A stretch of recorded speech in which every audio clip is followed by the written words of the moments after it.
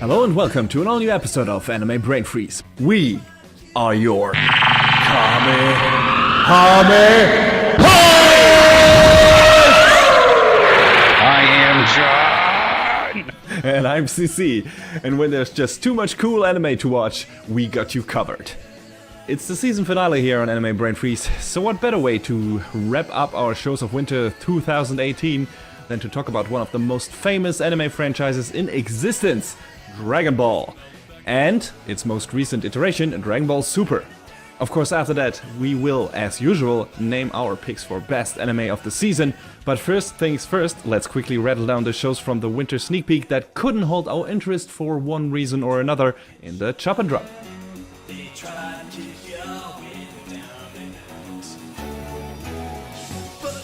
So yeah, John, why don't you start with a show that you thought about picking up and then didn't stick with?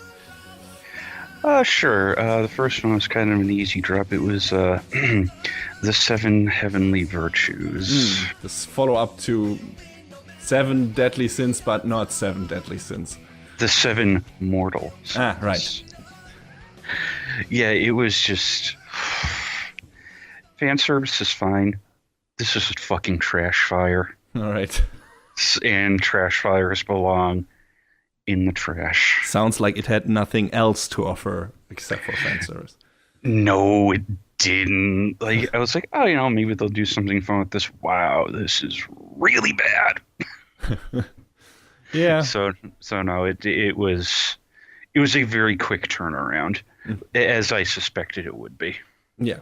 Sounds like the right choice there. The first show for me that I pretty much dropped immediately was Grancrest Senki, or Record of Grancrest War or something, which already in its first episode looked like a mildly interesting fantasy story. It was too by the numbers for me, and I didn't even go back to it after, the first episode, to be honest. And from what I heard, it didn't get better, and I haven't missed much. So, also I was choice there. I was kind of curious about it. I guess it's a game adaptation, right? Yeah. I was actually talking with a friend about this on Twitter the other day. They released the demo of the game, and I asked her, the videos made it look interesting. How was it? And she ran it down pretty quick that it was like a very, very, very overly complicated Musou game. And it's like, because it wants to be a Musou game. It wants to be a strategy RPG. It wants to be like this base management thing. And it's like, just fucking Christ, you got to pick one thing and go with it. Well, you don't have to, but you have to be good at all things to make it work. It's like we say about a lot of the shows we talk about. You need to have at least a main focus. Yes. Sounds like the game does not. All right, that's a shame. No show you dropped. Toji no Miko, Katana Maidens, I think was the localized name. I remember that name. It sounded cool, like, sword girls fighting. It's boring. It's boring, and I got lost in a lot of the terminology they were throwing out. It's like this pseudo-religious stuff. I'm pretty sure it is actually rooted in Japanese religion and all that, but I was like, what the hell are you saying? And I think I got 2 episodes in, and I was like, okay, it looks all right. The character designs are fine. The actions, but I couldn't stay interested, so I just shelved it. It was also one of those shows, the one that gets rushed out because our mobile game is coming out. Get interested. Much of that going around these days. Mm-hmm. Another show I dropped, but that we already talked about, was Hakata Tonkotsu Ramens. You reviewed that, and I briefly detailed why but I didn't stuck with the show. It wasn't necessarily the show's fault. It wasn't just what I was looking for at that moment. So, sure. Another show that we haven't talked about yet, why I dropped it, was the Junji Ito collection, but it was pretty apparent from its first episode why I dropped it. It was an incredibly misguided, janky, not funny, not scary adaptation of an apparently great manga material. So, the first episode was such a turn off for me that I immediately dropped it after that. If I want to get into Ito's work at some point, I'm going to do that via the original manga material, because that seems to be the right choice in this case. I had heard that from a lot of other people who tried to watch too. I want to say, was it Jeff Thu or Arcada did a video about it, and they basically said all the same thing. Yeah. Very, very disappointing showing from Studio Dean, and step-by-step introduction to how to not adapt source material. And I'll show you that didn't make the cut for you. The last one on my list was Ms. Koizumi Loves Ramen, which started off, cute and silly, and it turned out to be a one-note show through the first 3 or 4 episodes. I forget exactly how it was described by this one guy I follow on Twitter, like a show about a girl who loves ramen, and there's a girl who likes this girl, and it's just the same joke over and over, and it's like, how can you stretch this out for 20 minutes 13 weeks in a row and expect me to stay interested? I'm sorry. It looks nice, it looks cute, it's got an infectious as hell intro theme and intro sequence, but if that's your only hook, no. You would think it would be a bit more filling. Oh, I'm sorry. What do you got next? I got a couple of more shorts that I didn't stick with. First one being After the Rain. Sweet and surprisingly unicky love story about a young girl and an older man. The first 2 episodes were fun and looked great, but that's just not the kind of story that will hold my interest for too long, even if it has good characters. If that is your jam, go for it. I've heard a lot of good things about it. It's just not for me, not my kind of show. The next one is Pop Team Epic. I also detailed my reasons for not dealing with that in your review of that show, but a lot of people liked it, so that's just it didn't gel with me, I guess. So but yeah, if you want something really different, I think it sounds like you should check it out. You just don't get it, man. Yeah, exactly. My sentiments, exactly. I didn't get it. I feel like it's one of those shows. I don't remember if I said this during the review, but I feel like it's meant to be experienced, not understood. Yeah, I guess. And I had a very weird experience with it, so there you go. Mm-hmm. Next 2 shows, actually, because they're kind of the same genre in a way, are Hakame and Mikochi and How to Keep a Mummy, which is fluffy slice of life, feel-good shows with cute characters. But slice of life has always only had a very slim chance of holding my interest. So yeah, that counted for those shows as well. So I dropped those after 3 episodes. Not because they're bad or anything, but if I stick with slice of life stories, many things have to work in perfect harmony to make me want to watch that on a regular basis. Also, I have to be in the right mindset. That happened with Flying Witch, which was one of those rare examples. Also, if that had aired this season, maybe I wouldn't have had the patience for that either. I can't tell you. It's really a matter of timing with these shows for me mostly. But again, if you like relaxing stuff, check those out. The few episodes I looked at were really fun, and that mummy is still one of the darn cutest things I've ever seen in anime. So yeah. Nothing offensive, nothing bad from what I can tell. It's just those characters living in their world and doing fun and cute things just couldn't, hold my interest for too long. So there you go. And the last show I dropped was A Place Further Than the Universe. We talked about that also in your review as well, but I might actually go back to that and watch it due to your glowing recommendation. Yeah, so we'll see. Yeah. I will mention it again. Such a good show.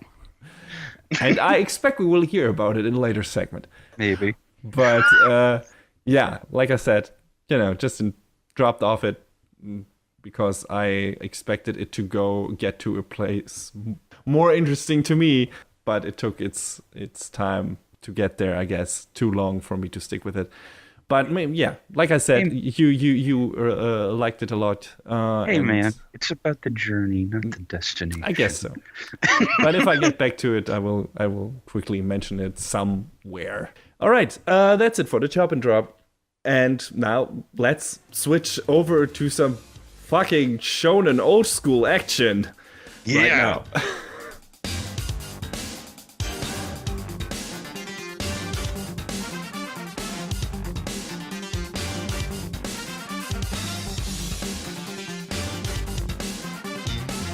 All right, it's Dragon Ball time, everyone. And if you have no idea what Dragon Ball is, you must be new to anime or the planet Earth. Yeah, so for the uninitiated, here is the shortest recap I could come up with for one of the longest running anime series out there, and longest anime series, period. A girl called Bulma, who is on the search for 7 magical Dragon Balls that summon a wish-fulfilling dragon, runs into a small boy called Son Goku, who is incredibly strong and who joins her on her adventure. And what starts as a parody on the old Chinese story Journey to the West turns into a fantasy battle show about martial arts tournaments, fights against demon lords. Then later, after the main characters have grown up a bit, it becomes a sci-fi show about the fight against aliens. We're actually going into space. There is time travel, evil androids, magic, evil jinns. The characters fight gods and warriors from different universes. So really a down-to-earth show, as you can tell. In its pure definition. So relatable. Yeah, so relatable, so simple. Well, it's actually kind of relatable, at least in some parts. That's true. So, yeah, but first, before we get into the nitty-gritty of what makes Dragon Ball good and what made us stick with it, I want to quickly ask, how did you get into Dragon Ball, John? What was your first experience with it? I feel like... Man, you asked me this to think about this last week before we started recording, and I was really kind of picking at my brain to think about it. And I have like fragmented memories of where I remember seeing bits and pieces of it. Because the first place I remember seriously sitting down and watching Dragon Ball Z, that is, was Toonami, which I think probably a lot of people our age probably did as well. I imagine. But I feel like it was in syndication at some point on another channel that I watched. I remember vaguely seeing clips of an episode early morning on a Spanish television channel. And they had like the original opening sequence and everything. And, you know, obviously the voice actors were in Spanish and they were not very good even compared to the English voice actors. That seems to be a theme with like the Spanish and like Portuguese dubs of the show. They're like the weakest ones. But yeah, I remember seeing it in bits and pieces. I don't think I saw Dragon Ball, like the original, until much later. But I think that holds true for a lot of people. A lot of people's first time experience with this franchise was Z, I think. Yeah, and I remember, like many other people, being very confused watching Dragon Ball Z on Toonami, because they would get to the point where Goku has just arrived on Namek and he's fighting Berter and Jace, and then they would go all the way back to the beginning, and it was like, wait, why? What happened? And, you know, there was licensing issues with the Ocean Group and their dub, and it got picked up later on by Funimation, who are now like the main distributor of, you know, holder of the, you know, the English language version, whatever you want to refer to them as. And, you know, from that point forward, it was like, oh, now we can see the rest of the story. Yay. So, you know, that one fateful day when on Toonami they were like the unseen episodes, it was like, oh shit, you got to see, you know, the end of the Frieza saga and everything moving forward, and that was, you know, I feel like really pivotal for, especially for the American fans who had no idea, unless, you know, you were one of those people who went and hunted down bootlegged VHSs with subtitles on them. But that was basically my beginnings. How about you? Uh, I think the first time I saw anything Dragon Ball was on a vacation in France. France started getting big into anime much earlier than Germany, and Dragon Ball Z was on TV over there and immediately caught my eye. And I actually still remember the scene. It was adult Gohan and Goten training during the Buu saga, and at the end, both turning into Super Saiyans. And I hadn't seen any cartoon with this kind of style before and thought, holy shit, what is this? This looks amazing. I wasn't aware what anime was back then. It's just, still cartoons for me. I didn't even know they were made in Japan or anything. I just knew that it looked cool and different. And this was also the first time I saw Sailor Moon, was also in the same vacation. And I didn't understand a word, of course, but both these shows just demanded my attention because of their look and everything. And later on the same vacation, I saw a poster for DBZ and thus actually got the full name of that show for the first time. I think I actually have that still on tape because I was sitting in the back of my parents' car just using my camcorder to capture our vacation and everything because I was a big home video guy back then. And I just panned over to, I don't know, a video store or something or a game store and had this big Dragon Ball Z poster and I was like, I saw this on TV recently. What is this? I want to know more about this. This looks amazing. These characters and everything. But yeah, that was the first time. And it took me quite a while to actually experience Dragon Ball like properly. And that was when the original manga came out over here, translated to German. And I read that. And back at that time, I was already aware of what anime and manga is. I'd seen some shows on TV and everything, which I was then aware that they were anime. But yeah, the manga came out over here and I read it. And I loved it. I thought it was amazing and just gulped it down. I think the last two volumes weren't out over here then. And I was just like, shit, where do I get this? And I looked at them and a friend of mine bought the last 2 volumes in Japanese. And we looked at them because we didn't know what was going on. But, still, it was super interesting and everything. So yeah, I read the manga and then I watched the first show after school when it came out over here. It aired in the afternoon in the cartoon, children's block, whatever, with a lot of other shows. And in a German dub that was really atrocious in the beginning. I guess it had that in common with American dubs in that kind of time. But it got a lot better over time, weirdly enough. I think I don't know if it was took over by people who know what they were doing and were also fans, or, if the fans made enough ruckus to actually, look at the fucking manga and take don't do your own naming shit, just because the translation of the manga was actually really good. So they didn't censor anything. So, I think fans were saying, just look at the manga and take the fucking script from that. And they did. And then that's when it got better. It got more true to the source material and, to the actual original Japanese, version of the anime and everything. And they didn't cut out stuff anymore. They pretty much kept it untouched. Yeah, the violence was still in there. The, little raunchy bits they kept in there. From the original show. So yeah, it got a lot better. And yeah. Dragon Ball and all of its constituency have had so many different dubs. I think there was at one point in English language dub where they completely renamed all the characters.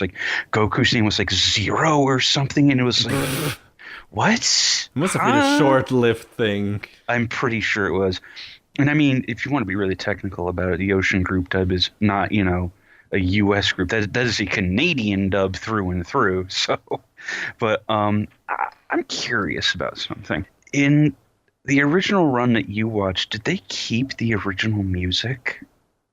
Yes. It was the They original music. they did not do that in the original like American runs of the show. I don't know who did the music in the Ocean Group version, but the Funimation version was composed by a guy named Bruce Falconer. Rock the And Dragon, right? I don't think he wrote that song. I think that was someone else. But yes, Rock the Dragon was. Rock the Dragon is an awful, terrible song, but I love it. Well, I said they kept the original music, but I was talking about the soundtrack of the show. Yeah, no, that's what I mean. Because the opening, they did their, it's, the own German opening for the show, which was atrocious. It was horrible. It was just this really bad fucking, I don't know, trance techno song that didn't fit the show at all. And when I later actually heard the real opening for the first time, or when I watched it on DVD, that was a lot better. So, yeah.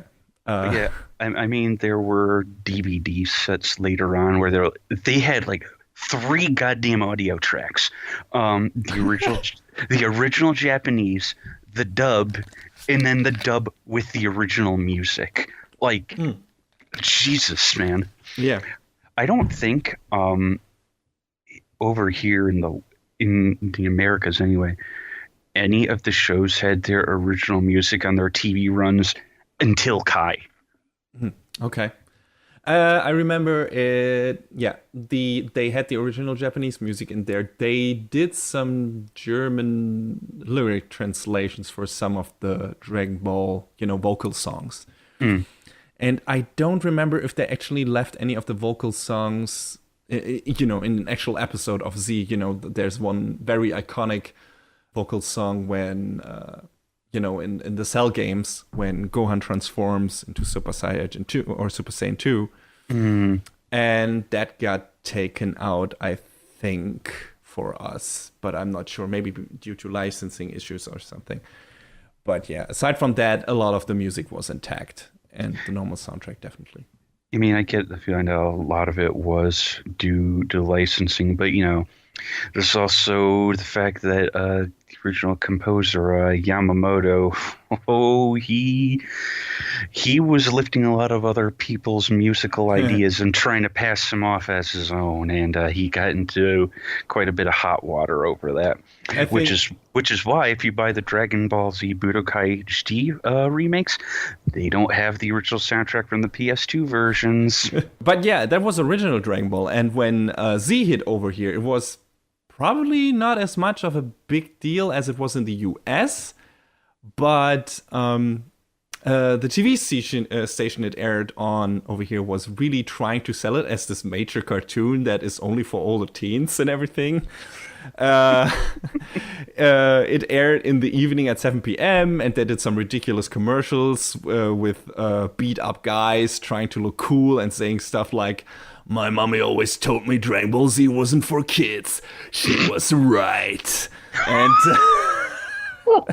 and then some action scene from the show spliced in. It was really dumb. But I think it worked, at least for the first run through all of the DBZ seasons and episodes. And if they had followed up with, that show with one that of that same ilk that was, I don't know, maybe a bit more action heavy and maybe a bit darker and violent in that late evening anime block, that might have actually had stayed around for a while longer. But they followed it up with fucking Ranma half. Because all anime are the same. Lol. Yeah, that obviously didn't work at all. Completely different target audience and style and tone. But yeah, DBZ definitely left its mark over here as well. And I think it's still getting reruns on certain stations. So I don't know if Kai is still shown on TV over here. I think on Toonami they replaced it with Super. So. Oh, okay. Yeah, I don't know if Kai ever made it here. I'm not sure. I'd have to look it up. They showed it for a while on TV over here. I know that. Or excuse me, it was localized as Z Kai. Yeah. But it's definitely one of the shows that accompanied me through my years growing up. And yeah, I bought the at least the original Dragon Ball sets because I still prefer the original show to Z, to be honest. I bought them on DVD and occasionally revisit the entire show. It's still really fun. And I think one of the coolest things about Dragon Ball in general, all from original to Super, is that we see the characters age, like get married, become parents. So we actually accompanying them on their crazy journey through life and their quest for going plus ultra, so to speak. It feels like we have lived their life with them a bit, if we've like followed it from beginning to end. And that was always something that really intrigued me, because that wasn't really something you got in American cartoons that much. Yeah. And even in anime, not necessarily there either. So that was something that really stuck with me, like starting from scratch with young Goku and then follow him through his life, as crazy as it was. And that made the show and the story of the characters feel somewhat relatable, just because you got to know them, experience the different phases of life with them, even those were really crazy phases of life in weird fantasy and later sci-fi settings. So yeah. Like I said, it felt like we have lived their lives with them a bit, and that was always something that really intrigued me, the sense of time progression in that universe, and the characters not only evolving in terms of power, but generally the expansion of their world through the progress of time was really something that Toriyama was pretty good at, like making things expand on a well-paced way. I think DBZ is still the most beloved by all in general. Like that's what a lot of people first experienced and what I have the fondest memory of. And like I said, I love the first show the most, maybe because I started from the beginning and that's what stuck with me. And I still think it has the best balance of comedy and serious, cool storylines. I think DBZ, we got a bit too much into the serious stuff, at least if you skip the filler and everything. And I think original Dragon Ball had a lot less pacing issues in the, at least in the non-film material. Well, it also wasn't like 300 episodes long, so... That's true. God, how many episodes did original Dragon Ball have? I think 153, apparently. So, yeah, that's almost only half the runtime of DBZ. But in DBZ, especially during some of the fights, you felt its runtime because it stretched things out a lot. I mean, Kai remedied a lot of that. But that's just, when you watch Z the first time, it's like, okay, this fight could have been over a lot faster. So I didn't feel that original Dragon Ball had that problem, even in its tournament arcs. What nobody liked. I was about to ask when we were going to talk about this. Was Dragon Ball GT, which was a follow-up show to Z, which was set a few years after the end of Dragon Ball Z. And it tried to combine the lighthearted adventure mood of original to be Dragon Ball, like going back to that. It tried to combine that with the more serious sci-fi tone of Dragon Ball Z, and it just didn't work. The writing and animation were subpar. Pan, Gohan's daughter, was a kind of annoying main character in my opinion. A lot of people didn't like the goofball version of Trunks. Yeah, it didn't feel right in a lot of parts. I don't know, how much have you watched of that show? Enough of it to know that it was not great. Yeah. I mean, I think there are parts about it that are all right, like the fights with Super Android 17 and Omega Shenron. Those are cool. I didn't even get to those, actually. All of the lead up to that was, Toriyama had nothing to do with GT, so that's kind of why the show feels like fan fiction. It really does. Yeah, and not necessarily well done fan fiction. Yeah. I mean, Super could be considered fan fiction in some parts too, but at least Toriyama had some input on that. So it shows, I guess. And yeah, GT, I got to the arc with Baby, which from the setup alone was interesting. Just, who he was and everything. From one of the Sufurians, or whatever they're called in English, Sufurijins, which were, the race that inhabited planet Vegeta before it was called Planet Vegeta, I guess, together with the Saiyajins, and then was like pretty much eradicated by them. So that was just a cool thing to bring up from Z. But I think they were called Tuffles in the dub. Okay, all right. Which, all right, sure. Yeah. But that, from setup interesting, but he was not an interesting villain, and there was just the animation and the fights, and nothing in that show really worked that well. So I can understand why people didn't like it. Yeah, aside from that, we got a bunch of movies for Dragon Ball Z and games. Oh, so many games. Oh my god. A lot of mixed bags. Some good, some great, like for example, the most recently released Dragon Ball Fighters. A lot of total shit. Like Infinite World. Oh my god. Yeah. But that also counts for the movies. There's some bad eggs in there. But it gave us Broly, one of the dumbest, most 90s edgelord characters out there. He's so damn cool. So cool. I don't know. I guess in that time period, that character spoke to a lot of dumb teens. I think I found him cool the first time I saw him too. Hey man, his power is maximum. Yeah, definitely. A meme that will never die. Never. But yeah, there were some good movies in there. I liked The Revenge of Cooler, kind of. I thought that was a fun short movie, and I think the last two movies were really, really good, or enjoyable at least. Fusion Reborn and Dragon Fist Explosion. Those were fun. And yeah, so a lot of Dragon Ball stuff out there, a lot of stuff to consume, good and bad, and like a long franchise with a lot of episodes overall. And yeah, I mean, the original show, at least in Japan, aired in the late 80s, 86 to 89, and then Dragon Ball Z like ran to the mid 90s, and I think my first experience with Dragon Ball was already like bordering on like the early odds, early 2000s, and That then sounds about right for me too. yeah. So and then running through that for Dragon Ball Z and everything.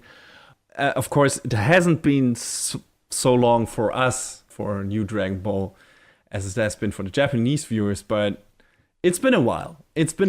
So yeah. Well, I mean, because they have also had other media that we haven't, like a billion goddamn arcade games and all of the merch that that's constantly being sold. Merch is a thing that will never die in any in anime fandom in any form. So yeah. there's a constant reminder no matter what. And it's in part what keeps the series alive, right? I mean, the games kept it alive, the merchandise, figures and everything kept it alive and whatnot. And maybe that's the reason Dragon Balls just stayed in the mindset, not only of anime fans, but, casual fans as well. Like, Dragon Ball was the go-to cartoon and the go-to anime for a lot of, for at least for one generation of fans. And, they kept it, in the mindset of at least our generation, and that's maybe the reason why it stuck and why it now got this new iteration. First in the form of two movies. What are they still called, Dragon Ball Z, or were they just called Dragon Ball? They weren't called Dragon Ball Super movies because Super came after the first of those two. The movies they are still indeed Dragon Ball Z. That is how they are branded. So we got Dragon Ball Z Battle of the Gods, which started the story basically after the fight against Boo wrapped up from the original show. Not after the epilogue chapter, because that's set a few years in the future. Gohan's daughter Pan was already born and everything. But in between that, before Goku goes off and trains with fucking Boo's reincarnation. Oop. Basically, that's what happened. That's the first movie. It introduces a new set of characters and everything, and then we got a second movie shortly after that, quicker than we expected. Resurrection F, I think it was called, where the old nemesis Frieza returns in a golden, shiny new form, basically, and causes havoc again. And it's giant battle royale palooza, I guess, of the characters fighting Frieza and his new fucking Frieza soldier force, whatever. And yeah, I liked those movies. I thought Battle of the Gods especially was really really good. Was like a crystallization of all the best parts of Dragon Ball. We got the weird wacky humor stuff with fucking Pilaf and the gang who were brought back from the original Dragon Ball, which I really really appreciated and enjoyed. And yeah, but we also got kick-ass battles, and we got a new character called Beerus, who is probably my favorite character from this and Super. It's just fucking great addition. I love Beerus. And it's like this giant ass cat, humanoid cat that likes to eat a lot and has his moods and it can be grumpy, but also really funny and entertaining and everything. He is a god of destruction. Apparently, every universe has one of those, as we later learn. And they're basically going around and, well, I don't know what their reasons usually are for destroying whole planets and everything, but they're kind of keeping the order in the universe is, I think, their job description. With eradicating, with deleting and destroying stuff that is not it's supposed to be there anymore. Yeah, so that's Beerus' business, and he awakes to a vision of a particularly strong fighter, and of course that fighter is Goku, and that is kind of also the setup for the first arc of Dragon Ball Super, the series that came after those two movies, because the first two arcs of Dragon Ball Super recap those, or, well, do an extended version, I guess, of those two movies. Also, I should maybe mention at this point, if you don't want to know anything about Super, I mean, we will not spoil the ending of each arc, but we will talk about the basic setups, which inherently will spoil some of the character appearances and stuff. I just mentioned Beerus. So if you don't want to know anything about the show at all, you have been warned. So yeah, but that's how Super basically starts. I'll give some catch-up episodes in the beginning to show us, hey, what have these characters been up to, blah, blah, blah. What has Vegeta been up to? What has Goku been up to? And then we, introduce Beerus and his teacher, something, Whis, who, first it seems like he's his assistant, who brings him food and everything, but there's more to Whis than that. And we learn that later. He's a very important character. And those two, learn about Goku, basically, and I don't remember quite why Beerus was initially trying. Was he trying to fight him? Was he interested in his power or something because he dreamed about it? I think that's what it was. Yeah, pretty much. Yeah. So, yeah, that's what happens. And then he got roped into fucking Bulma's birthday party, which has a lot of delicious food. And the craziness starts from there. And yeah, it's just, I only watched the movie. I haven't watched these two arcs that the movies do in the Super version. But from what I've heard, the movies are the superior version, just in terms of pacing, animation quality naturally, and setup in general. It just is a bit of a better experience in movie form, even though the Resurrection of F movie has some lengths, but I heard it's even more of a drag in certain parts in the series. So I don't know, what did you think about the Super versions of this? Because you haven't watched the movies yet, John, so you can only speak from the Super versions of that. I really feel like these first two arcs just dragged on. You took, how long are the movies? Let's say an hour and a half, 2 hours at the most. And you turned it each into 13, 14 episodes. And it's come on, really? It just feels really tiresome. And, it's fine. The story's fine. But you sort of get to a point where you're looking at your watch and you're like, okay, all right. Next. Yeah, yeah, like I said, I liked in the movies, Resurrection of F took a bit too much of its sweet time to get to where it wanted to go, and the final fight was dragged out too much. But in general, it was fun. It was really enjoyable and looked really good. Really high production value on those Dragon Ball movies. And like I said, Battle of the Gods is fantastic all the way through. It's might be the best Dragon Ball movie I've seen ever. Just in general, it's peak Dragon Ball Z. I feel like such a piece of shit because there's so many of the movies that I haven't watched. Like I think I watched um, the first three, the Bardock special, the Trunks special, and I mean I've seen some of the other ones, just Dragon Ball Z abridged versions, Yeah, that's fine too, I guess. but I haven't watched all 14? 14. And you don't need to. There's a lot of shit in there. Like, really. Like Bio Brawly. Yeah, nobody needs to see that. Even the second Broly movie is not good. I mean, it's shorter than the first one, so it's kind of more enjoyable. But, he talks even less than in the first movie, and the first movie didn't look particularly good. And it's just, I think there are some good movies. Like I said, Revenge of Cooler is pretty good. At least the first one I really liked. And BoJack is also a really good movie. And the last two ones.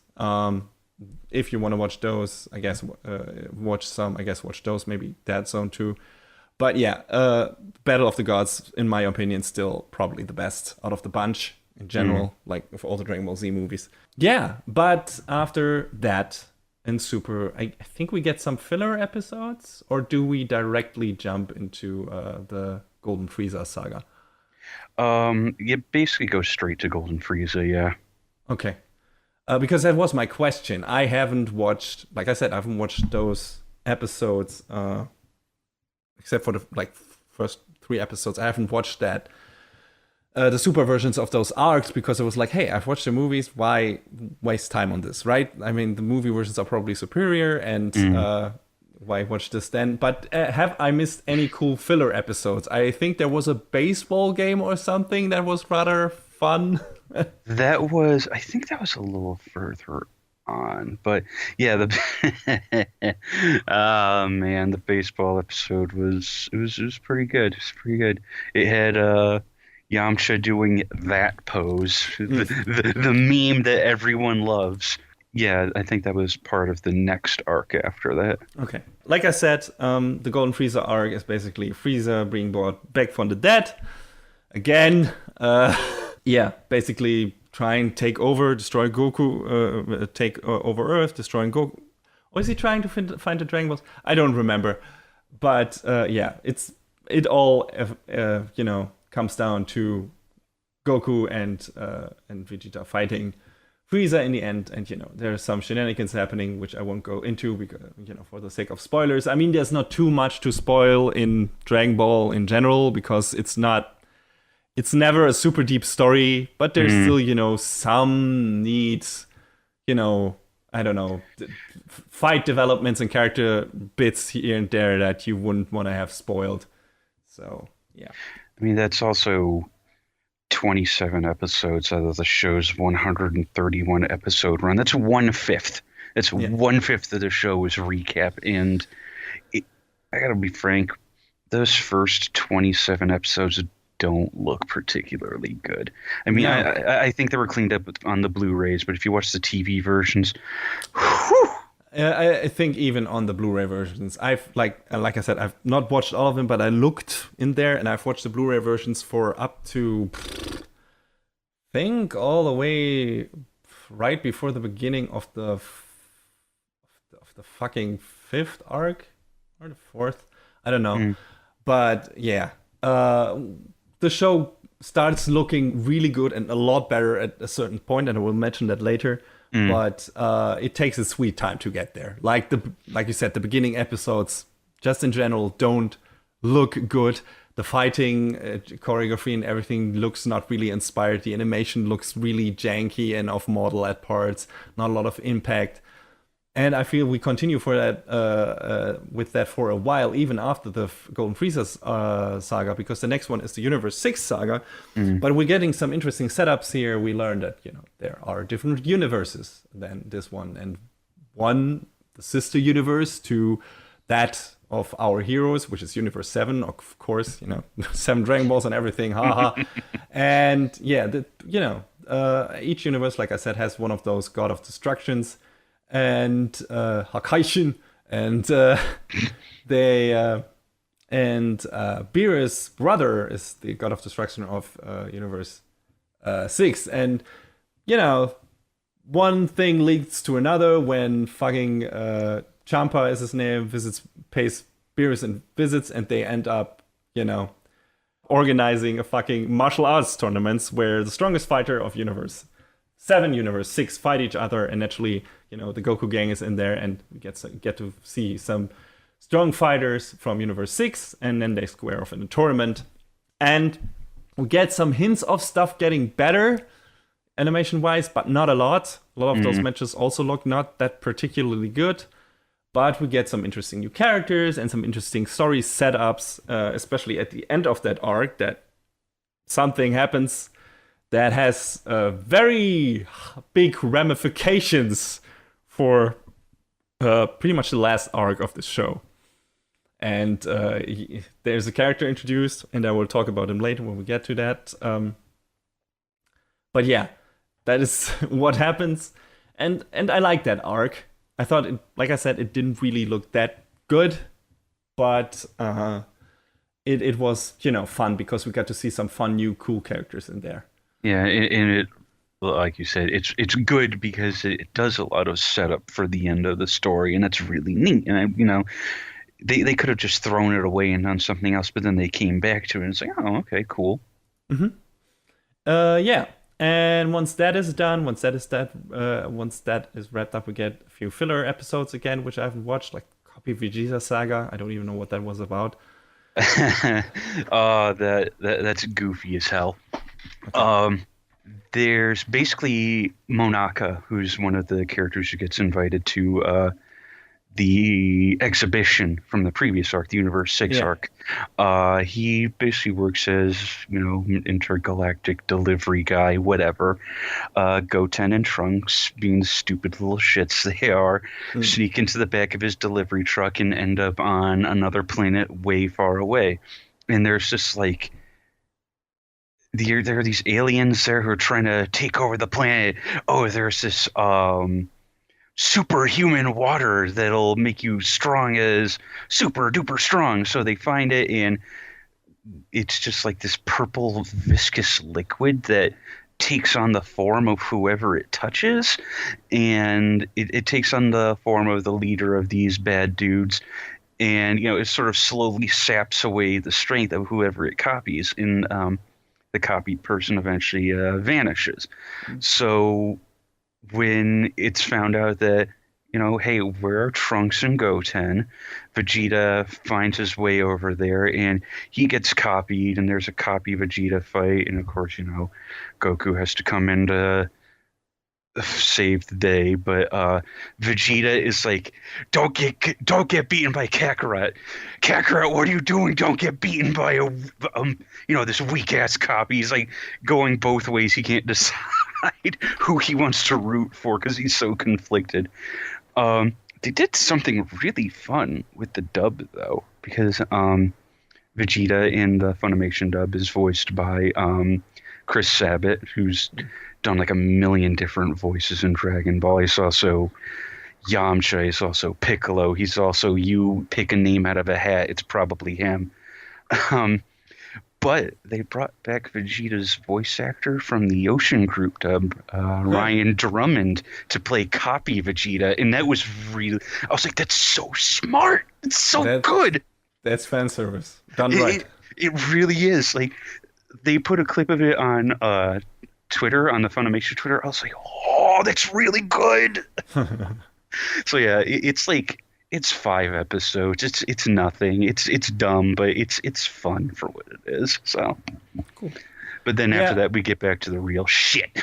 Yeah, just in general, I haven't checked out a lot of the filler episodes. One we'll get to later, but in between, a few here and there, if I was in the mood for it, I thought, some of those actually gave us some insight into, some of the characters, how are they behaving now, right? I always appreciated to see Piccolo becoming basically a granddad and fussing about Gohan's daughter. Like, that was really hard-working. It's like, goddamn, he is his real dad, or at least his second dad.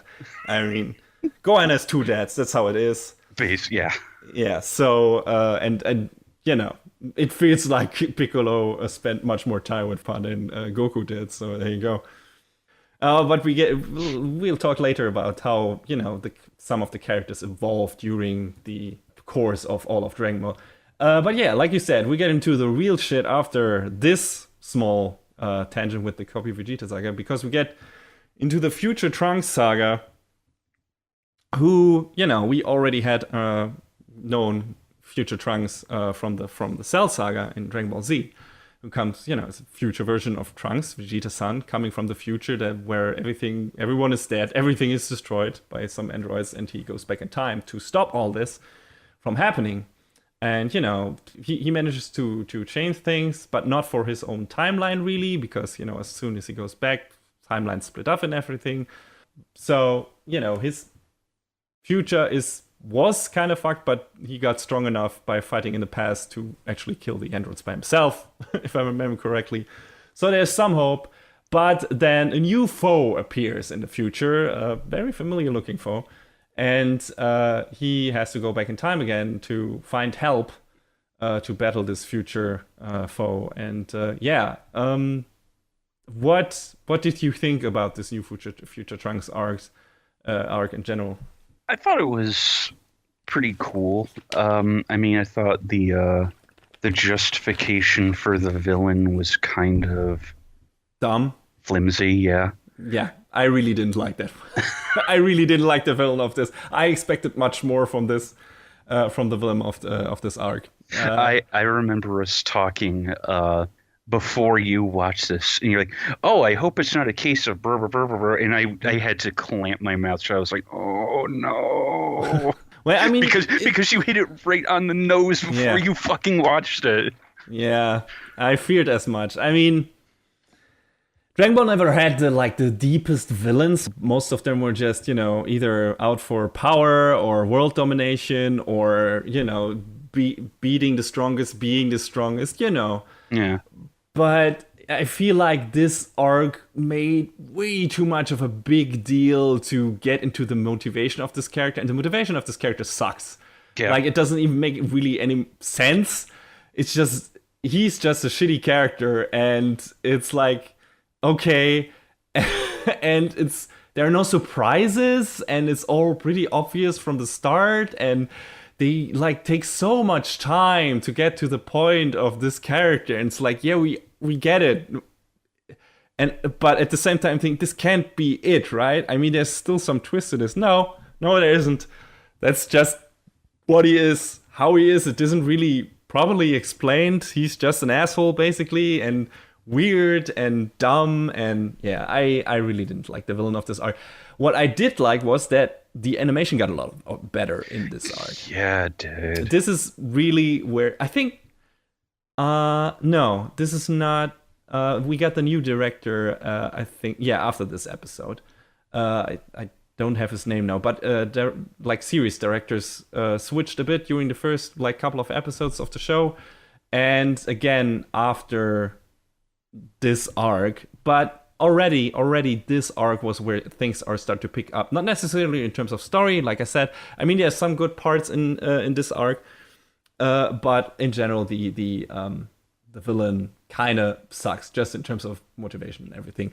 But the fights in this arc are really good sometimes, and the animation really starts to pick up, and the staging and the action choreography, there's some really good fights in there. Like, I really enjoyed some of the stuff, especially the later final fight. Basically, there was a lot of cool stuff going on, even though again it dragged on a bit too much, like the arc in general. There's one middle part where they go back to the past again, which felt really unnecessary. Yeah. It's like this arc should have been I don't know, not, how long was it? It was 30 episodes. Yeah. Ish. Counting filler. Yeah, it should have been half the time of that, half that episode count. That would have been much better. It took way too much time. But at the end, it makes up for that a bit by delivering some really good action set pieces that I enjoyed. And I was like, finally, this is what I came here for. I also came here for some of the fun character bits, but I expected to see some good action, and so far I hadn't really gotten that out of Super. Ignoring the movies, which of course look fantastic, but the first two arcs in Super itself, like the series version, were kind of lackluster, I guess, and Universe 6 wasn't still there yet. But just in terms of action and animation, the Future Trunks arc really got there at some point. The music also got better during that arc. Didn't really like it in the beginning, but with this it picked up and got more epic and shit and enjoyable and got more cool tunes in there. So yeah, in general, very flawed arc, but had some really good parts too that I enjoyed. So yeah. And then after that wraps up, we get into the Universe Survival Saga, which is basically, the rest of the episodes of this show, which is a whooping 55 episodes. And it's basically a giant-ass tournament arc. It's also called the Tournament of Power, because that's the name of the tournament. And the setup for this is kind of a spoiler considering the end of the Universe 6 arc, so just as a warning here, but in terms of character, because at the end of that arc, a new character is introduced called, Zen-oh Sama, or the Supreme King of Everything. I don't know what the English translation was, but who basically is like this little shitty Star Child kid. I mean, you're not wrong, but... No, basically a kid, and acting like it, but who, for one reason or another, is basically the ruler of everything, ruling over all universe. There are, how many are there? 14? 13? 12. 12, all right. 12 universes, and ruling over all of those, and yeah, he's stronger than the gods of destruction for each universe, stronger than the Supreme Kais, everything. He's just the ruler over everything, and can erase whole universes with the snap of a finger, which is where we get into the setup for this arc, because Son Goku at the end of the Universe 6 arc, he was like, oh, okay, we need to do another tournament sometime. Are there other universes? Was that at the end of the Universe 6 arc, or was that at the end of the Future Trunks saga? I don't know. I think it was at the end of Universe 6. Yeah, but he's like basically brings the idea of what a martial arts tournament is into infuses it into the brain of fucking Zen-oh Sama, and he gets interested, and once he learns more about it, he's like, oh, this is really cool and fun, and I like fighting, and this is a joy to watch. And the problem is that for apparently quite a while, Zen-oh Sama has thought about, getting rid of some of the, superfluous universes under his reign that don't live up to their potential. Yeah, and that's kind of a sticking point in this part of the story. They sort of build up this pressure that, hey, you do good, you fight well, you and everyone in your universe survive, or else, It's exactly. It's funny how in the beginning it seems like this is all Goku's fault, and there were many jokes made about that. I mean, it essentially is. No, well, not really, because he basically actually gave the other universes a chance, as we learn. Well, kind of after everyone is outraged and getting outraged, but apparently like I said, Zen-oh planned to eradicate those superfluous universes anyway. But when he heard about the concept of martial arts tournament, he thought, hey, well, why not let those universes fight for their survival, and whatever fighters from each universe basically sends their 10 best fighters or something. I don't know how many fighters from each universe are included. Yeah, it was 10. Yeah, 10. And whatever universe stands at the end, be it with the most surviving fighters or, with the only lone survivor, gets to survive as a universe. All the other universes get deleted, eradicated, destroyed. And also gets the Super Dragon Balls, which is this new universe-sized version of fucking Dragon Balls, who are, as big as planets and you can grant any wish without limitations in the universe. So that's basically the setup for this arc. This arc also sort of sees the return of something from Dragon Ball Z, and I believe it is worth dubbing it Dragon Ball Time, because the entirety of the universe survival arc is supposed to be, or the actual tournament itself is supposed to be about, 40 minutes. Mm-hmm.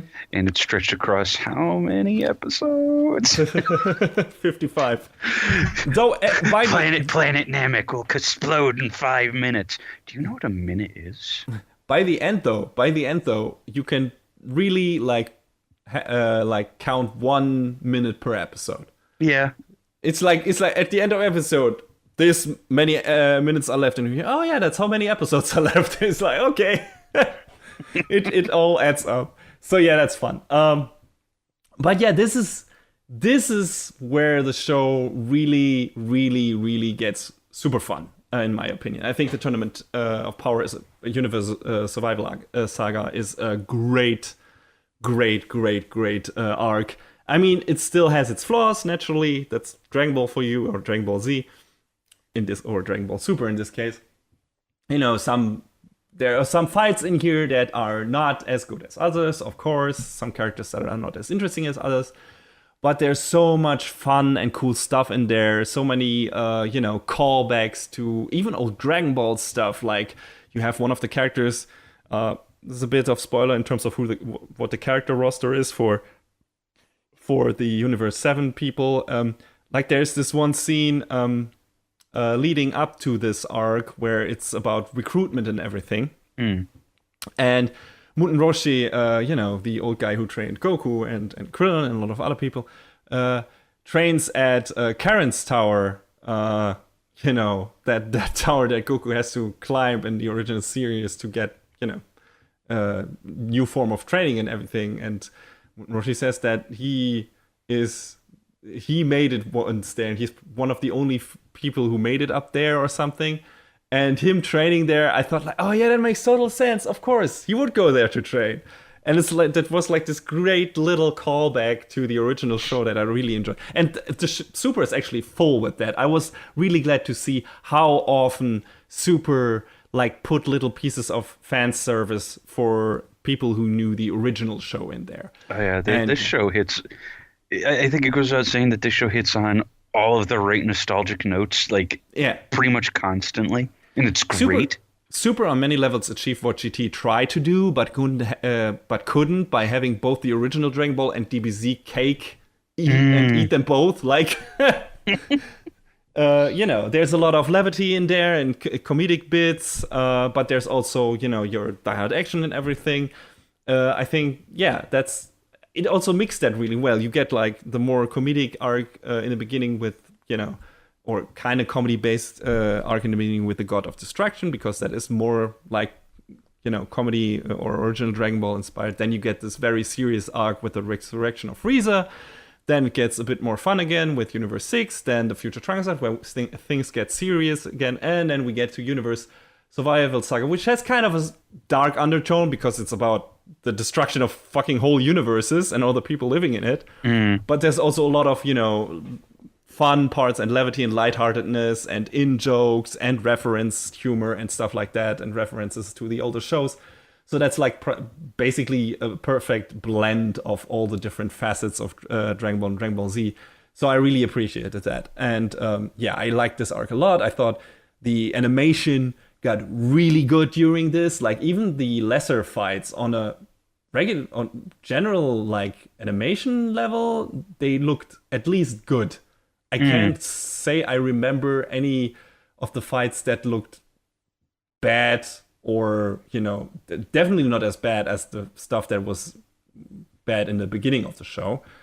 And at worst, it looked like maybe a bit of model, but always competent. This arc was definitely the most consistent out of all of them. And it reached a lot of new heights. There are a lot of battles in this arc that look fantastic. Where when you wouldn't believe that if you've watched One Piece for a while in recent years. But when Toei actually spends some money on a show and goes all out, it looks good. Toei can do some good work, not only, in movies, but also in fucking TV shows. And some of those fights in this, in the back half of Dragon Ball Super look downright amazing. Especially the very final fight. It looks fantastic. Like the staging, the camera perspectives, the fucking zooming around, character animation going everywhere, the fucking special effects, the action projectiles flying everywhere, the fucking fighting choreography, everything looks amazing. It's so dynamic. Yeah, super fast, super high impact, everything. And what I really, really liked about this arc was all the fucking potentials and setups for tag team battles that we got in there. I love tag battles in action shows, like when two or multiple characters work together to fight a particularly strong force or multiple foes. And you don't really get that much in shonen anime. I feel like the one-on-one battles are more common. And if, several characters square off against like one strong character, you often have it like, okay, now it's that character's time for a while, and now it's that character's time for a while.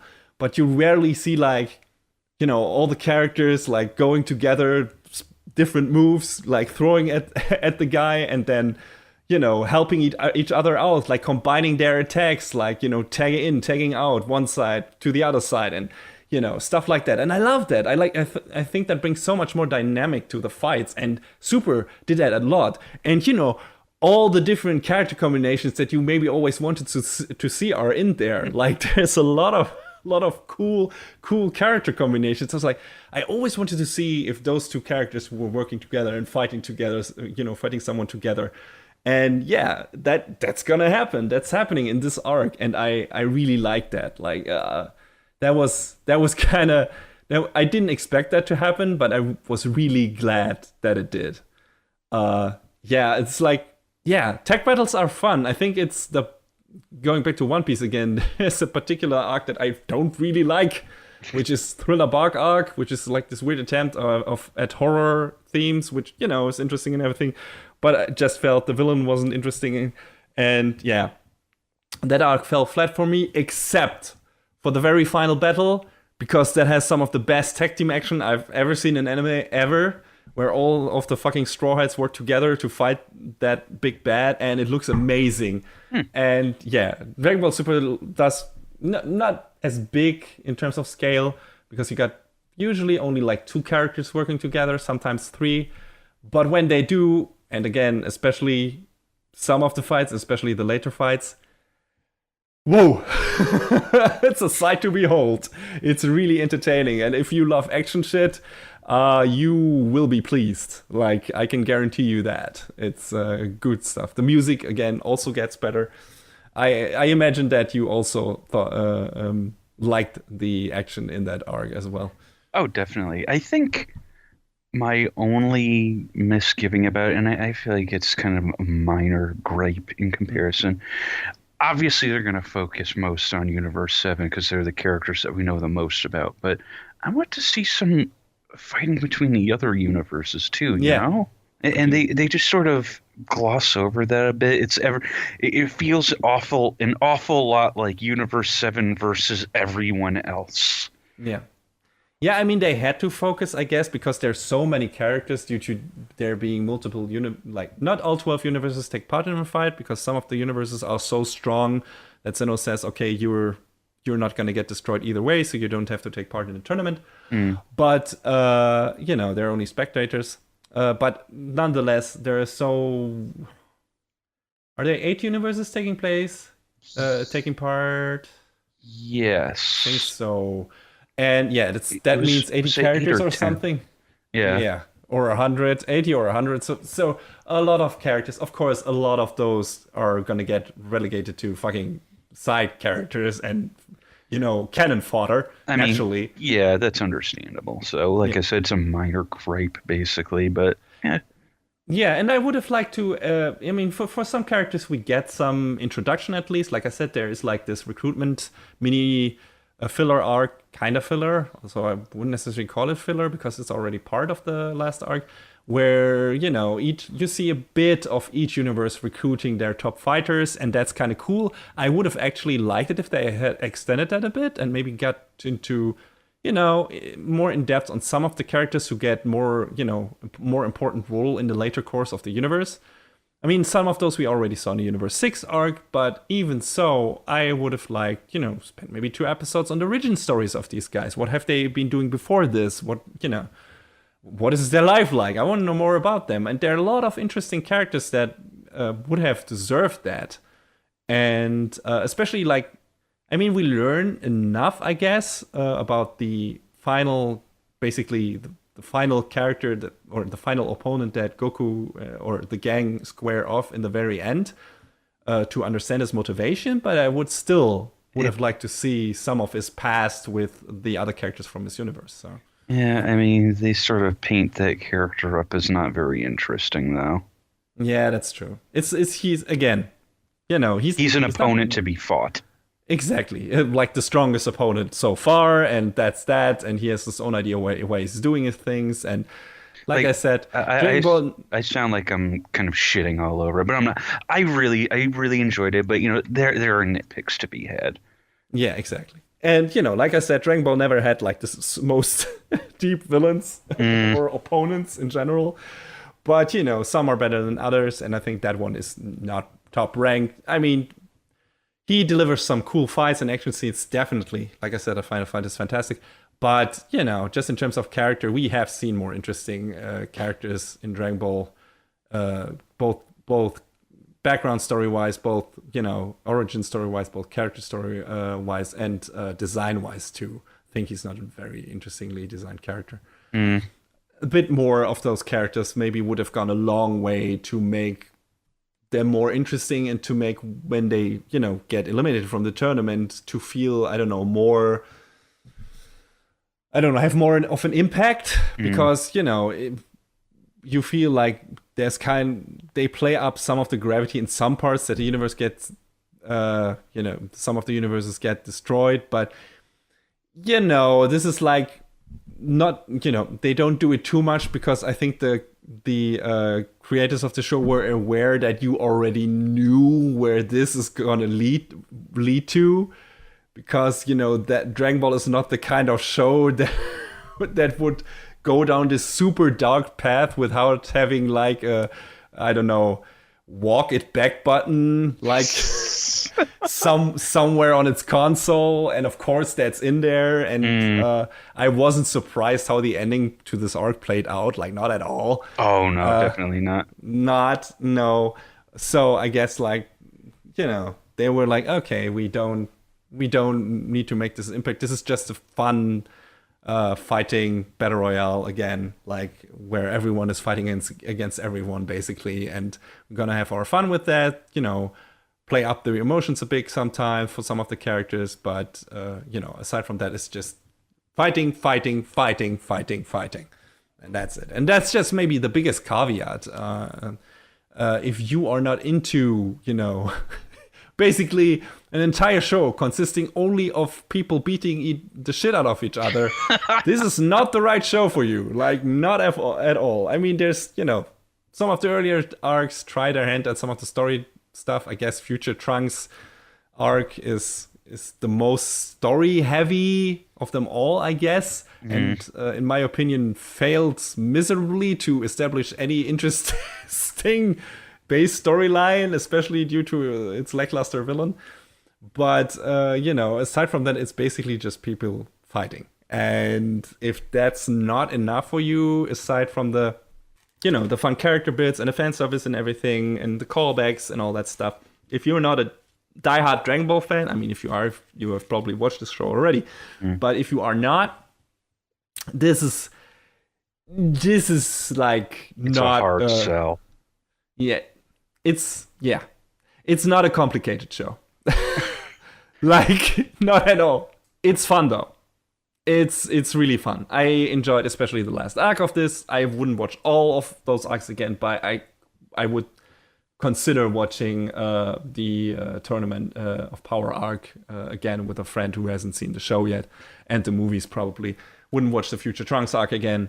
Maybe Universe 6. Yeah, I think that seems like a good choice because, it leads directly into, kind of directly leads into the Universe Survival arc and everything. But yeah, not all of it, but the latter part of Dragon Ball Super is really, really good. Or, if you like that kind of stuff, if you were into that kind of action anime. As a weird sort of off-color example, the best friends have started a Let's Play of God Hand. God Hand is a game that is a fucking mess. Yeah, let's be real, but it is. But it's just so, in that mess, it is like interestingly compelling, and I feel like that's a good comparison to make for Dragon Ball Super, because it shouldn't work. It starts off, it comes back, there's just gonna hit on all the stupid nostalgia, and then you get through the Universe 6 arc, you're like, yes, that was good, that was great. Get through Future Trunks, you get through that last battle with all that fucking Sakuga, and it's like, god damn, that was so hype. And then you get through Universe Survival arc, it's like, fuck, that was awesome. And in the end, you're like, yeah, no, this was the right choice to make. I made a good choice watching this show. Yeah, and it makes you really, at this point, I'm like, yeah, sure. I want more Dragon Ball, I guess. Like, I mean, there's a new movie coming up, so, yeah. Yeah, I get the feeling that Super, the show, is on hiatus until after the movie. I get the feeling they'll come back with something. There's 4 universes we haven't seen, so exactly. There's enough setup to even like if Goku has again evolved into so many new forms in this fucking show. There's still room to grow. I mean, that's what Dragon Ball always has been about: evolving, growing, becoming stronger and stronger and stronger and stronger. There's no limit. It sometimes seems like there is, but eventually there isn't, and it's always about overcoming your limits, and that's what what Dragon Ball is. Yeah, I mean, the note that the show ended on, I feel like kind of solved the problem they were having with the ceiling, as it were. Yeah, I guess. But yeah, I mean, like you said, there are some universes we haven't even seen yet because they are so strong that they didn't need to take part in the tournament, so maybe we'll get around to that. And I wonder what their plans are. I think the Dragon Ball Super manga is still continuing. I don't know if that is behind or the manga is definitely behind because they're in the middle of the Tournament of Power and that. Really appreciated though that in the manga Gohan wears Piccolo's clothing instead of Goku's. He's wearing the clothing of his dad. Yeah, exactly. I would have liked him to, wear it in the Tournament of Power, actually, because that would have put a bit more variety in the fucking clothing. There were too many people running around with the fucking gi of the Kame-House school thing. So let's talk about some stray observations for the show. Okay. So, like I said, the music gets better again for Tournament of Power. There's some really good tracks in there. The second OP is fantastic. Oh, I love it. Survivor. It's so. I thought there wouldn't be a good Dragon Ball opening song since Head Chala, and then the first time they played the intro, I was like, "Oh, this is the hypest shit." Yeah, it's really good. That intro sequence, the animation itself, there's nothing of substance, but god damn, it looks fucking great. Mm-hmm. Yeah. Good stuff, really. It makes you just every time gets you excited for the episode. At least that did for me. It's like, yeah. It's time for some fucking Dragon Ball. Also, in my show notes, it says here, Wiz and Frieza should have a Hime Dere love-off. I don't know why I wrote that down, but I guess that's appropriate. Because they're both good at it. Let's quickly talk about the best character of the show, kind of in terms of character development, and I can't believe I say that, but that's Vegeta in my opinion. Like, no question about it. Considering where he started and what he has become, this is ridiculous. Like, he he cares for people now. Yes. Not It's only cares. amazing. No. It's not only that, he's arguably a better husband and father than fucking Goku. Oh yeah. Which I mean, it doesn't take a lot to be that. Goku doesn't even fucking know how. He doesn't know how to. He doesn't know how to dad. No, it's like when one of my favorite scenes. I mean, Vegeta starts us. We all know. Well, people who watch Dragon Ball know Vegeta starts us as like this really strong villain.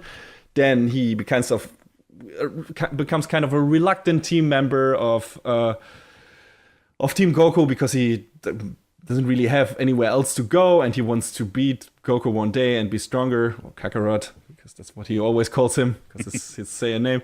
And and then he has some heel turn again in the Buu saga because he can't deal with becoming a family man, basically, and not being the prince he was destined to be and the strongest fighter and everything, and tries to turn his back on that. And then he has his final turning around when he realizes that all that stuff actually means something to him, and he wants to protect it and everything. And yeah, from that big turn where he still kind of an asshole, dick in certain ways, but in others he's become a much more reliable guy and everything. And that's where they go. That's where they're going from Super and evolve that, and it's amazing. One of my favorite scenes, and I guess that's a spoiler if you don't know your Dragon Ball lore, but when Bulma is pregnant with her second kid, Goku is like, "Hey, Vegeta, we need to train for the fucking, or you need to join the Tournament of Power, blah blah blah." And he's like, "No, I can't. Bulma is gonna have her child soon, and I need to be there." And Goku doesn't understand. He doesn't. He's like, what does that have to do with anything? God damn it, like, Goku. You wouldn't understand. You wouldn't know. You fucking idiot. You are the worst fucking piece of shit sometimes. He really is a carrot head. Yeah, he's the worst father and the worst husband ever. And that Vegeta cares more about his family than he does is saying a lot. Holy shit. No, but he really does. And, there's some parts in Super that really hammer that down. And all those parts are great. And I like them. And, give some really, emotional weight to those moments and that character. And it's great. That's, one of the things that I said about watching these characters over such a long span of time and episodes and then become something else. I think Vegeta is like the best example of that. Because he's had he had so many different phases of character development that slowly like progressed him and sent him towards a specific point. I'm not really convinced that they had that Toriyama had that ending point for him in his head, because I think a lot of things in original Dragon Ball Z were like improvised, like on the fly. So much so that he sometimes even forgot like different Saiyan forms and super moves. Yeah. So yeah, a bit tough to handle. So many different threats I get. But where that character ended up, I really liked, and I thought that was really well done. And I'm glad. I'm glad that's what they did with that character, and it counts for a lot of other characters as well. Like I said, Piccolo is also amazing. I always liked that character. And I do think it's interesting that Dragon Ball is Goku's story pretty much, and a little bit of Krillin and I guess Tenshin Han as well. Dragon Ball Z is not Goku's story. It's Vegeta, it's Gohan, it's Piccolo, it's everyone else that we wanted to see development from, and Super is like the culmination of that, and I think that's great. I think that's fantastic. Yeah. That's good stuff. And it's always weird that Goku is the one who, is the one who delivers the final blow and everything, because, he's the strongest character, even though in terms of story, he's not the most important character, because he doesn't really evolve, like not at all. That's not the kind of character he is. He's basically only there to fight the strongest of the strongest, and, we leave the development to the other characters. At least after original Dragon Ball, I guess. But he's just a meathead, so... Yeah, he becomes stronger and stronger, that's it. But that's it. Like, aside from that, his character doesn't change. Like, he stays the same. but the other characters around him change, and that's cool. And like also a thing about Super I like, which I mentioned before, they bring some of those older characters back and put them into the fray. And like, hey, these characters can actually still fight, and they can have a part in this story. And I really appreciated that, because Dragon Ball Z had a problem with sidelining all the old cool characters. And I felt like Super did a better job of bringing some of those characters back into the action. And, this is also part of, some of the fan service for older Dragon Ball fans like me. And I was glad that some characters from original Dragon Ball had, to play a more important part and stuff like that. So, yeah. Cool stuff. Still love how a certain character was sidelined super hard. Yeah. I mean, I guess he deserves it. So yeah, he did. Yeah, he was probably always kind of the worst character. Not really in the beginning of original Dragon Ball, like not all the way through, but yeah, later. Yeah. Yeah, but aside from the old characters, we also get a lot of cool new characters. Like I mentioned, Beerus is fantastic. I love him. And I thought also Jacko was a fantastic new addition. He's not that much in the main storylines of the show, I guess, except for Resurrection of F. He's like this character from another Toriyama manga, but he's super fun because he's kind of a shitbag, but not straightforward. And I don't know, just I like his character. He's really fun. Just the way he's portrayed and everything. And I would watch a series with only him as the main character. He's basically only ever out to make himself look good.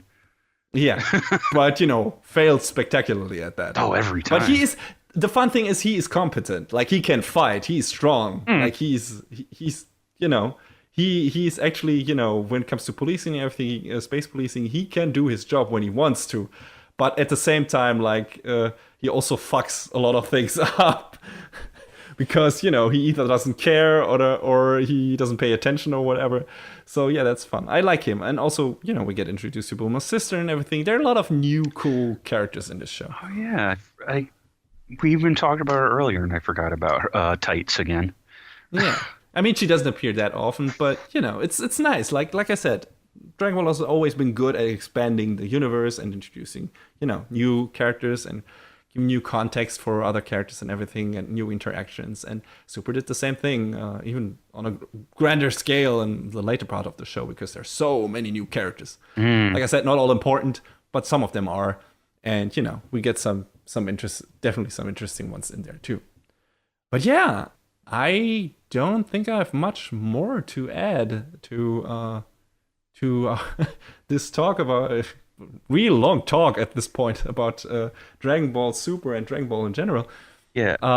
I mean, I don't know if this has been the most exhaustive talk because there's so many things you can pin down and talk about Dragon. The franchise is 34 years. The franchise is almost as old as me. God damn it. But I think we hit on all of the big stuff about Super and, how we got introduced to it. So yeah, it's hard to recommend a starting point if you have not watched any Dragon Ball at all. Yeah, I mean, like I said, some people got into Dragon Ball Z and were fine with it. I would say if you can you get your hands on DVD sets, or I don't know if original Dragon Ball is streaming somewhere. Probably on Funimation's site. I don't know about Crunchyroll. Okay. Yeah, well, not over here anyway, because Crunchyroll Germany is a piece of shit. Sorry, guys. I know it's not your fault, because a lot of the licenses lie with one of the last DVD release vestiges of this country. And I guess they also own the streaming rights, but don't have a streaming site. So yeah, we don't get a lot of shows that Crunchyroll US gets. So. Just get if it doesn't stream anywhere, if you can't get your hold on the streaming site, the DVD sets or maybe even Blu-ray sets. I don't know if there's Blu-rays of the original Dragon Ball. I don't know either. There's for Z. Yeah, there's for Z and for Kai, definitely. Kai, yeah. Yeah, and I feel like, start with the original show. I mean, it's a lot of episodes. Like, Dragon Ball, just all of it. If you count fucking original, if you call Z even in the Kai version, which is slimmed down a lot, but and then Super, that's a lot of anime. So if you want to start at the beginning, you got a lot of a lot of episodes ahead of you.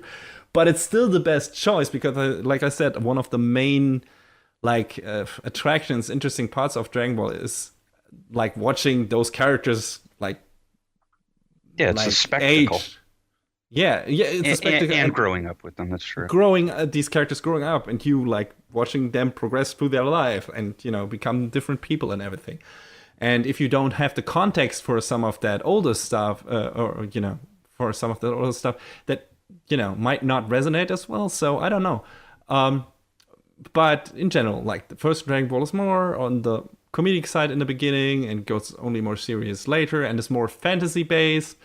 And Dragon Ball Z is a bit more dark, a bit more, even more action focused than the first show, and is more sci-fi based in certain parts. A lot of space stuff and time travel and shit like that.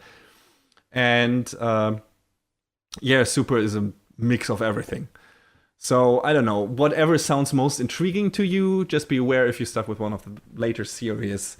You might miss out on a lot of the references to older stuff. Mm-hmm. You might still have fun with it, though. I can't tell. I can't imagine how it is to just start with Dragon Ball Z, because I didn't do that. I had the pre-existing knowledge from the earlier stuff, just because I already had read the manga and watched the old TV show. But could be yeah. Yeah, I don't know. Could be fine. I guess it was fine for a lot of people. I mean, it's hard to call Dragon Ball as its whole, as in everything that encompasses it, from where it started in '84 to where it is now, an entry level franchise, just because of how wide the breadth of it is. But if you make the time and watch it, read it, experience it however you so choose, it's great. It's fun. It's just a good time. It's something that I feel like there's a little bit of something for everyone in there, and I think that's probably one of the main big things about it. Yeah, and that's probably why it stayed with so many people for so long. It's not just blind nostalgia. I mean, I'm listening to a podcast right now, All Systems Goku, which is like two people from the Giant Bomb website. Oh, this one. Jeff Gersman and Dan Reichert, who have basically watched barely any anime, if at all. But after Dragon Ball FighterZ came out and they liked that game, they decided to start watching Dragon Ball Z, just, for shits and giggles, and comment on it, and they're having a blast. Like they're having so much fun with this dumb show, and they think it's great, and they're enjoying themselves so much, and it's so much fun hearing them like starting this like as a dumb idea and then really getting into this shit, like talking about, man, this is amazing. Did you see when fucking Frieza exploded Krillin? Like really like not all of it, but they really enjoyed a lot of that stuff, and it's great to hear to hear that excitement like seep in and take a hold of them. And yeah, that's what Dragon Ball does. If you can deal with its silliness and its focus on action and everything, and fighting, martial arts and all that stuff, if that's up your alley, Dragon Ball is where you should go. And like I said, maybe start, if you want to witness everything, start with the original Dragon Ball on DVD, I guess, and then maybe check out the Blu-rays for Dragon Ball Z Kai, or Dragon Ball Kai as it's known in Japan. But that's a more slimmed down version that is closer to the manga than original Dragon Ball Z was. And then get into Super, which is definitely available for streaming. And yeah, if you want to, but if you have watched those old shows and are still thinking about picking up Super, I would recommend watch the two movies, Battle of the Gods and Resurrection F, and then start the show with the Universe 6 tournament arc. Yeah, I agree. Yeah, maybe skip the fillers except for the Tournament of Power recruitment thingies, because those give you some interesting, some context for some of the characters taking part in the tournament. I mean, there is this handy dandy website I discovered a while back called animefillerlist.com, Yeah. and it'll help you weed out which episodes you can pretty much safely skip over. I mean, you will miss some of the fun bits and fun character bits, especially with some of the new side characters like I mentioned, Jacko and everything. If you skip all the fillers, but if you're like, oh man, this is just too many episodes and too much time investment, then you can do that, and you will still get not like the best stuff if you skip those fillers. They're just for to stretching things out a bit and getting to spend some more time with those characters. And not all of those filler episodes are time well spent. So, as is with filler in shonen anime. So, yeah. Dragon Ball Super was great fun. Mixed bag in the beginning, but got really good later on, especially like in the really latter half of the show. And yeah, of course, it can compare to, in my opinion, to newer great shonen like My Hero Academia, because that, besides great animation, great fights, also has actual character development. Nothing against Vegeta's character development, but My Hero Academia is on a different level. And, actual some, more interesting stakes and story developments too, and more interesting things to say. So, Dragon Ball is not, I don't want to use the word sophisticated, but not as it doesn't deep. have as much. Yeah, it doesn't have as much meat to it as some of those newer shows are, or even like this or Hunter x Hunter or something like that. There are some shonen shows out there, some shonen action shows that have a bit more to them than simple fighting. Dragon Ball is not that. It's basically just a lighthearted comedy / action / fantasy / sci-fi show with a lot of fun characters, but not a lot of super deep or engaging story. And if you can deal with that, if you like your action, if you can deal with lighthearted action or a simple action show, especially in later parts of Super's case, with a very well choreographed action, very well animated action that is exciting and fun to watch, then you can do much worse than Dragon Ball Super. Really. It's very enjoyable. So yeah, I'm looking forward to the new movie, maybe a new series, and yeah, we'll see where this franchise goes. My hopes are enkindled again, I guess, and yeah, I'm looking forward to more Dragon Ball. Same I guess here. it's the same for you. Oh yeah, definitely. When they dropped that trailer for the new movie, my gut reaction was, "Oh!" Yeah, it looks really good. All right, I guess that's it for our review of Dragon Ball Super. But before we leave you for this season, we still got one thing to do.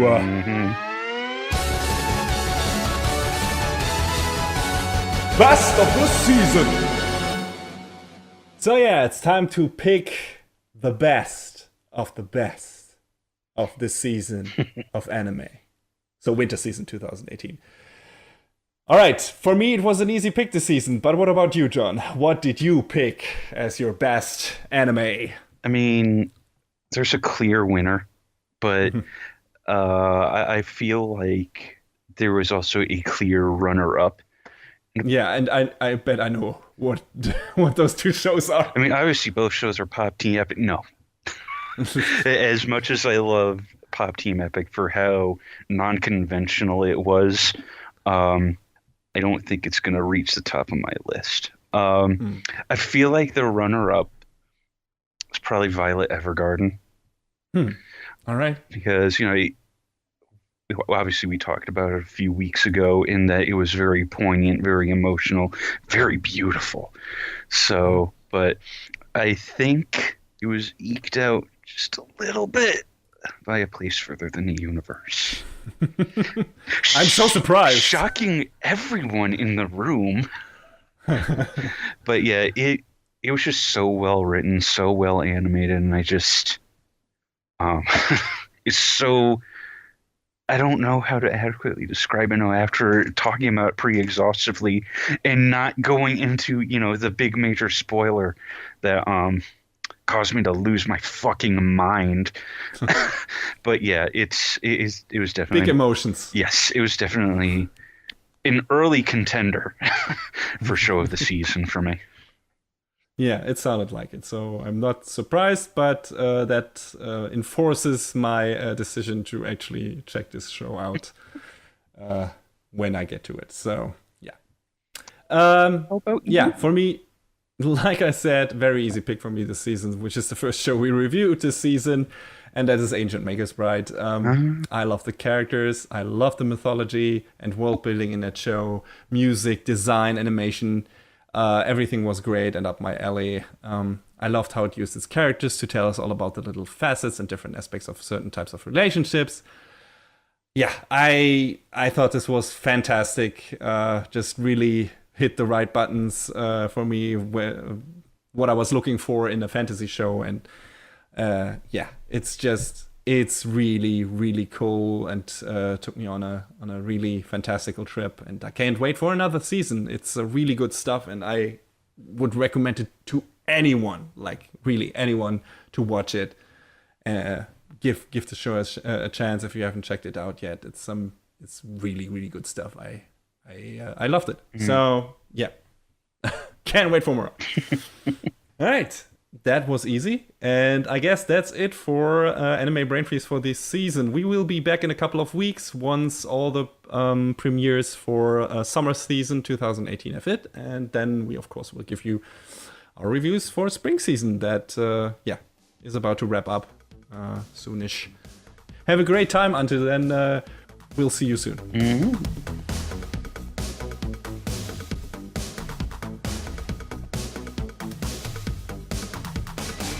And that is a wrap on the 53rd episode of Anime Brain Freeze. All the music in our show is from the Double Dragon Neon soundtrack by the amazing Jake Kaufman. Please go to vrt.bandcamp.com and check out his awesome work.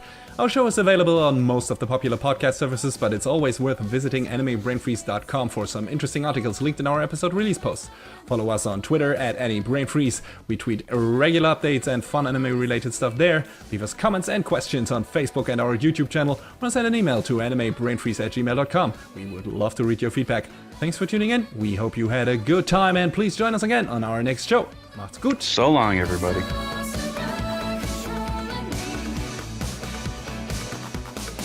Next time on Anime Brain Freeze. Life as a Yakuza can be tough. But it's even harder to be a surrogate dad to a superpowered daughter.